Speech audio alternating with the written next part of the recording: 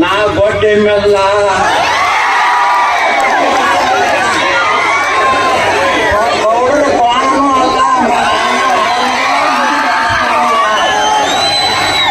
ಸರಿಯಾಗಿ ಮಾತಾಡಿದ್ರೆ ಸರಿ. ನನಗೇನಾರ ಎಲ್ಲರಿ ಹುಣವನ್ನಾಗ ಅನ್ಸಕ್ ಬಂದಿ. ನಾ ಬಿಜಾಪುರ ಗೌಡದೀನಿ. ನನ್ನ ತಾಕತ್ತ ಜ್ವಾಲೆ ಪಡ್ಲಿ ಕೊಡ್ತದ. ಜ್ವಾಲೆ ಪಡ್ಲಿ ದಮ್ ಇದ್ರ ನಾಳೆನೆ ಬಾಗೇವಾಡಿ ರಾಜನಪುರ MLA ನಾನು ಪಕ್ಷ ತಗೊಂಡಿರ್ತೀನಿ, ಅವನು ಪಕ್ಷ ತಗೊಂಡಿದ್ದೀನಿ.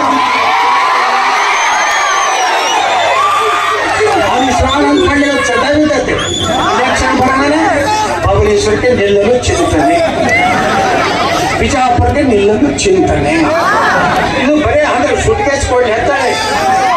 ಅವ್ರ ಪಾರ್ಟಿಯವರು ಕೊಟ್ಕೊಟ್ಟು ಅವ್ನಿಗೆ ಸಮಾಧಾನ ಮಾಡಿ ಹೋಗಪ್ಪ ಬಾಯ್ಗೋಡಿ ಹಾಳಾಗಿ ಹೋಗಲ್ಲ.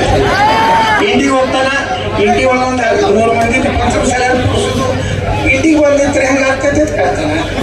ಸಿಂಧಿಗೆ ಹೋಗ್ತಾರೆ, ಸಿಂಧಿಗೆ ಬಂದ್ರೆ ಹೆಂಗೆ ಇರ್ತಾರೆ ಹೆಂಗೆ ಆಗ್ತೈತೆ ಕೇಳ್ತಾನ. ಮುದ್ದೆ ಒಳಗೆ ಹೋಗ್ತಾನ, ಮುದ್ದೆ ಒಳಗೆ ಬಂದಿರ್ತಾರೆ ಹೆಂಗೆ ಆಗ್ತದೆ ಕೇಳ್ತಾನ. ಅಲ್ಲೆಲ್ಲ ಸ್ವಲ್ಪ ಕೊಟ್ಟು ಕಳಿಸ್ಬಿಡ್ತಾನ. ಗಾಡಿ ನಿಂದ್ರೆ ಸಾಕು. ಬಿಜಾಪುರಾಗ ಐದು ಕೊಡ್ತಿದ್ದ. ನಾ ಹೇಳಿದೆ ನನಗೆ ಅಂಡಸ್ತಾರೆ ಈಗ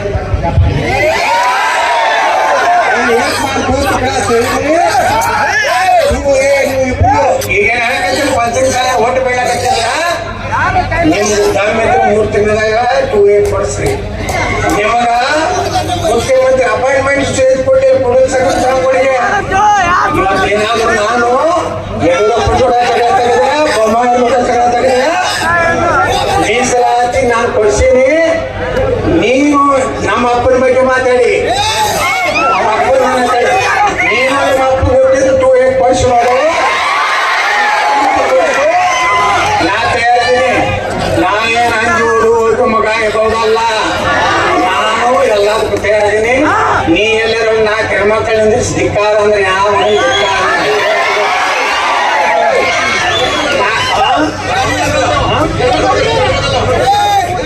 ಹೆಣ್ಮಕ್ಳಿಗೆ ಕಳಿಸಲು ಕೆಲಸದಲ್ಲಿ ಕಳಿಸ್ಬೇಕಾಗಿತ್ತು. ನೀನು ಯೋಗ್ಯತೆ ಇಟ್ಟೈತಿ.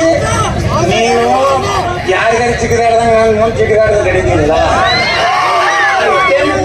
ಕೈ ಮುಗಿದು ತಗೋತೀನಿ. ನಮ್ಮ ದೇಶ ನಮ್ಮ ಧರ್ಮ ಉಳಿಬೇಕಂದ್ರ ನರೇಂದ್ರ ಮೋದಿ ಅವ್ರ ಎಲ್ಲರೂ ಜಾತಿ ಪಂಚಮಸಾಲಿ ಗಾಣಿಗ ರೆಡ್ಡಿ ದಲಿತ ಹಾಲು ಮತ್ತೆ ಜರು ನೋಡ್ಬೇಡ್ರಿ.